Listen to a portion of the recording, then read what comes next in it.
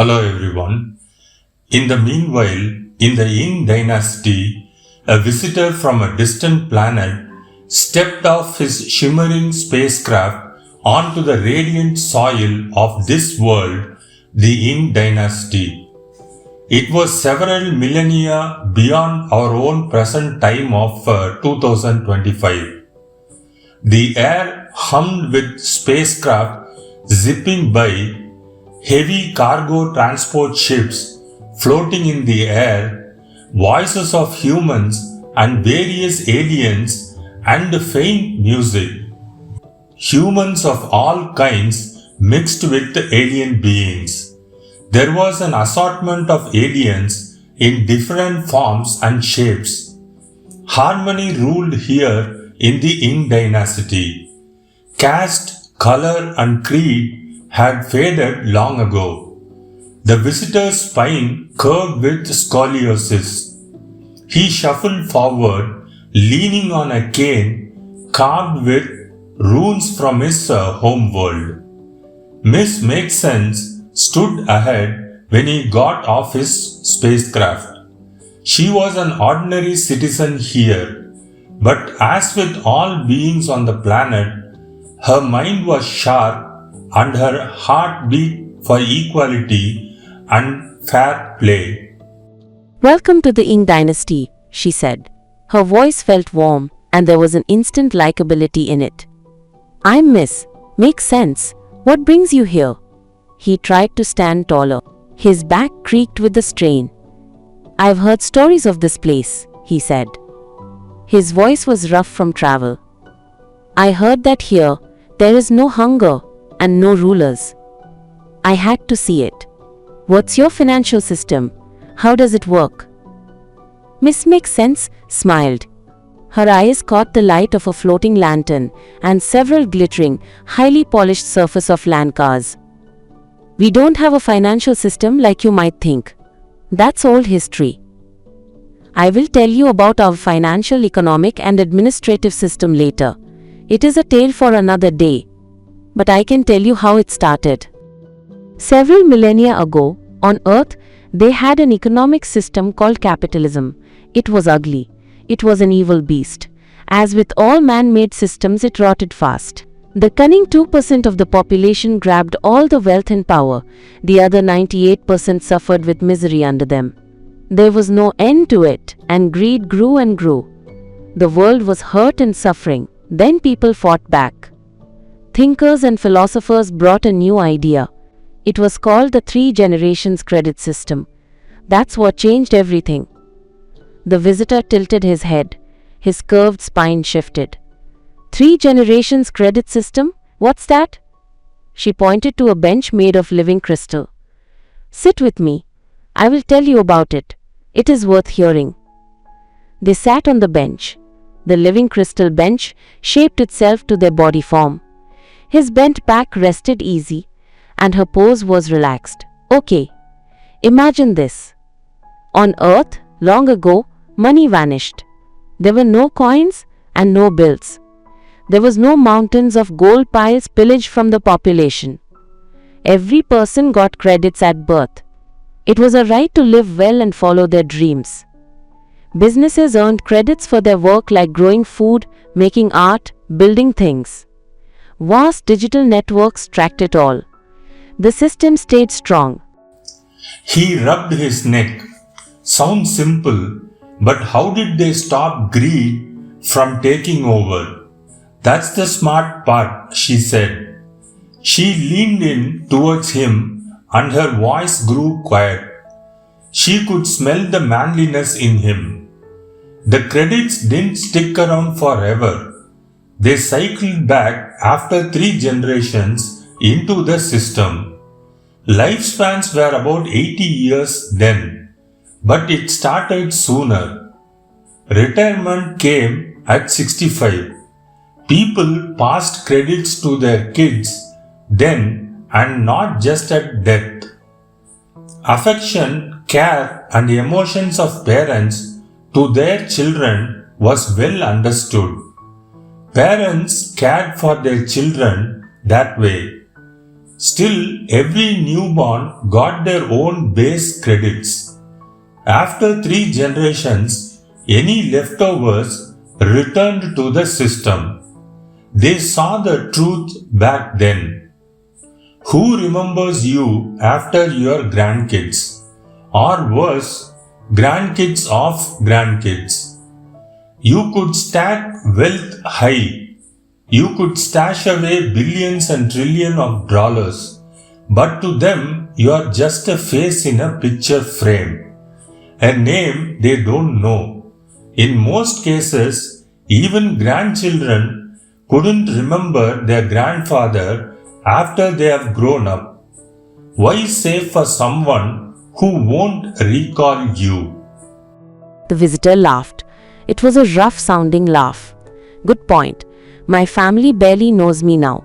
So when the credit system was implemented, they lived, spent, and let it go? Yes, she said. She snapped her fingers. It is something that started somewhere in that era, the way to live. They had a principle called appear, breathe easy, disappear. Now with regard to the credits, they lived well. Credits supported them, their kids, and a bit for grandkids. Retirement at 65 meant they shared early. Every child started with base credits, say 100,000, set for their area. More in costly cities, less in quiet lands and villages. It gave them a fair shot at life. Farmers earned credits for crops. Poets earned for words. Every step was recorded in a secure digital web. He tapped his cane. How did they track all that? She grinned. She looked up. Tech made it easy back then. Even at that time on Earth, Indian Railways moved 23 million people daily. Servers buzzed with billions of tickets across 67,000 kilometers. YouTube sent and managed 500 hours of video every minute. Data flew through huge centers. Instagram handled 1 billion posts. Algorithms sorted them fast. Google mapped everything.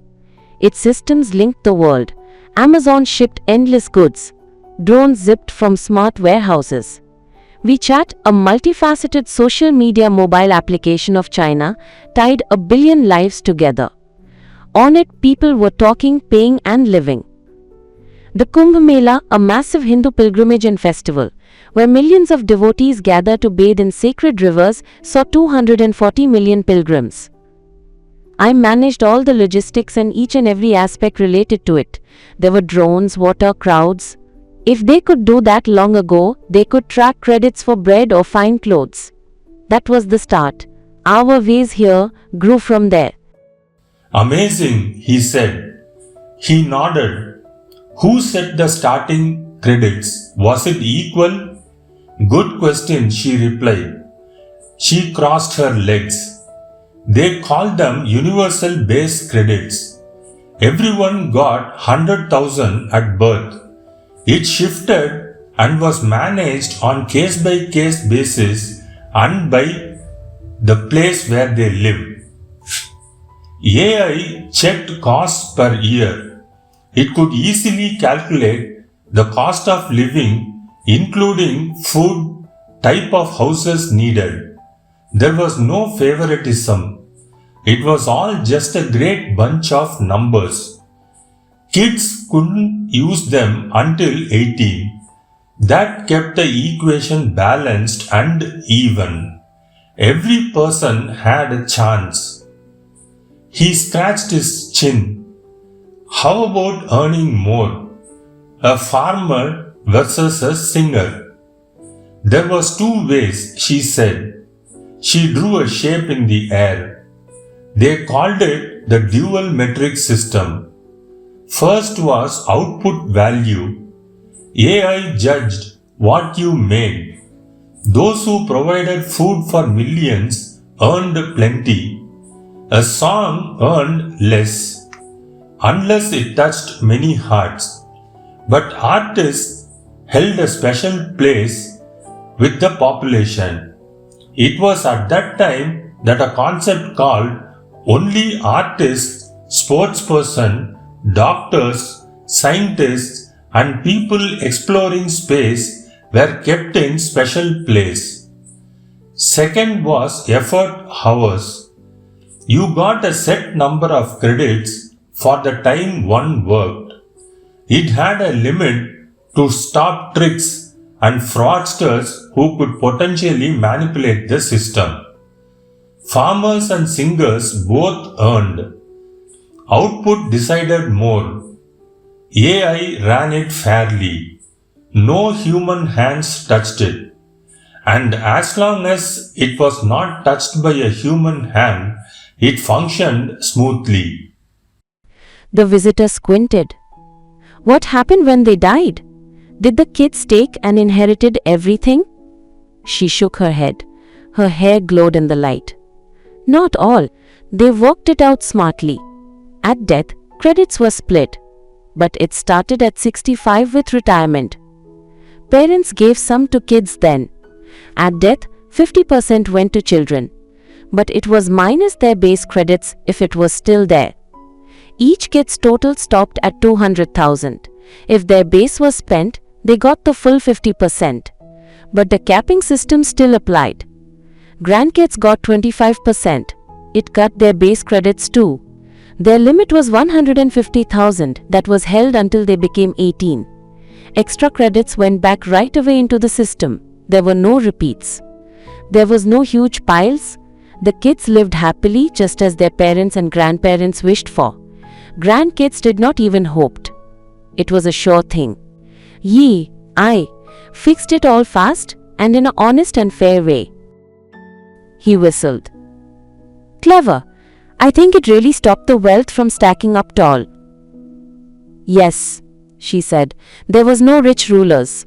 There was no 2% over the rest of the 98%. They lived for their time. It was more than enough, not a shadow far off. But what if they wanted more for grandkids, he asked. He leaned in. His spine tilted him. She looked at him. Why save for someone who won't know you? That was money's old trick. It made one pretend you'd last forever. They gave kids a start. Retirement at 65 helped early. The rest fed the system for development and sustaining efforts. It kept on flowing like a river, however curvaceous it was without stopping.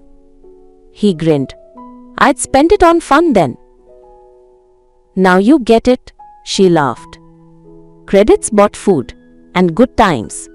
Pleasure, happiness, contentment and joy was part of it. Who controlled it? It is a huge task for smooth functioning at that level and that level of magnitude, he asked. The Global Credit Authority, she said, not a slow or heavy setup. It was designed for sharpness and lightning quick responses. People from all regions chose leaders for 2 years. They set rules for fairness, access, and happiness. AI did the work and heavy lifting. It managed the tracking, giving, and checking. A small tax from all credits paid for it. Every move showed on a public digital record. Cheaters got caught fast, and the punishment for them was brutal. Any corruption? He asked. None, she said. She waved her hand. All was open. You couldn't hide a bribe. He tapped his cane. Did people like it? Did they miss money? That was hard, she said. Money felt safe.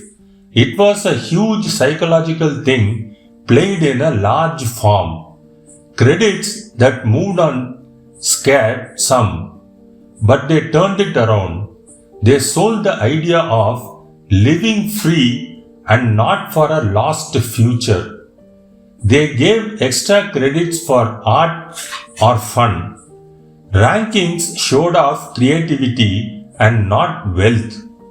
AI added small rewards, 100 credits for a song, 500 for a shared joy. People wanted purpose. They not only got it, but they got a shimmering bright light ahead of them. What about technological problems or limitations? He asked. No, she said. Indian Railways, Kumbh Mela, YouTube, they proved it worked. Millions of servers were linked up. I handled the load. Remote areas got nets from the sky. Apart from initial teething problems, it ran silky smooth. How did they drop money? How did they move away from hard currencies and money? He said. Step by step, she replied. First, they used both money and credits. A bonus pulled people to credits. In 5 years, credits covered basics. In 10, money was gone. Credit showed why. There was no debt, no few people who were rich. It was just living the life. The system held on beautifully. He leaned back. So it worked. No 2% taking over? None, she said. Her eyes shone. Credits made it even. The cycle stopped big wealth. Everyone had food, fun, hope. Corruption died. I kept it steady. Every child began equal. Every life mattered. Smart, he said. Deep too. 3 generations, and you belong to a photo frame, a sepia-tinted picture. Why keep more, and for whom to keep more? Right, she said, and then she stood up. They marked lives and realized that life is meant to be lived and not storage of money and wealth. They lived free. It was a system built for their day. That spark on earth led us here. Our system now in Ing Dynasty is another tale for another day. He too stood up. His spine ached. Great idea from a primitive era. It is definitely better than the system at my home planet. I am glad you think so, she said. She brushed and pushed her hair behind her ear, that typically feminine gesture unchanged for millennia. Want to see more? My home's close. Care to visit? She asked. His face brightened. That'd be good. Come then, she said. She led him off. First, let's go to a fine swanky bar. There you will find drinks that glow, poured by machines that know what you exactly want. Then, a recreational cannabis smoking club. We will get the top quality plants from space farms. After that, my home. You'll feel welcome. He shuffled beside her. His cane clicked on the pavement. His curved spine meant nothing here, nor for her. They walked into the night. The Ing Dynasty gleamed, a sign of a spark from long ago. Now, what do you think of the Ing Dynasty and the 3 generations credit system?